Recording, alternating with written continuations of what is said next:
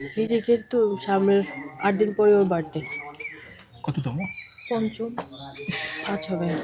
ওর যে আমাদের কত স্বাদের ছেলে আপনারা জানেন না, অনেক ও যে কষ্টের, কতদিন অনেক চেষ্টা কষ্টের ছিল করছে, এটা ওর। কত রকমের চিকিৎসা করাইছে, শুধুমাত্র কত কথা শুনেছে আলভির মা, কত যে এগুলো নিয়ে কথা শুনেছে যে আমার ছেলেকে আলাদা করছো, আমার কাছ থেকে তোমার কোনোদিন বাচ্চা হবে না, এসব কথাও বলছে। কত মনে কষ্ট নিয়ে এই বাচ্চাকে সে জন্ম দিচ্ছে। কত আমাদের মধ্যে সবার প্রথম ওর বাচ্চা হয়, আমাদের ছেলে, আমরা বলি যে আমাদের প্রথম বাচ্চা।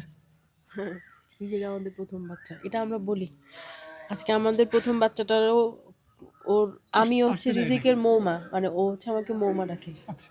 তো মা তো মাই, মৌমা ওর, আর ওর মা তো এখানে, আর আমরা তো আরেকটা মা, ও আরেকটা মা, আমরা সবাই ওর মা। তো ওকে আজকে আসতে দেয় নাই, আমি অবাক হয়েছি। আমি যখন রিজিকটা নিচ্ছি মা, ও কিন্তু মৌমার দেখলেই খুব স্বাভাবিক কোলে চলে আসে।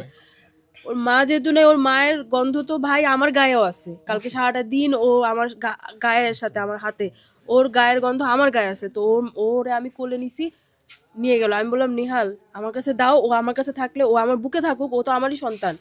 ওর মা, আমি তো ওর মা। ও বললো কি না, ভাইয়া মানা করছে, ভাইয়া ছাড়া ও যাবে না। আর বাচ্চারা, এত ছোট বাচ্চা তো এটা বুঝারই ও কথা না। বারবার বলতেছে ও যে আমি বলতেছে যাবো না, পাপা আমি ছাড়া যাবো যাবো না, না, আমি বাবা ছাড়া যাবো পাপা না। ছাড়া যাবো না, নানুর কাছে যাবো না। ও তো এটা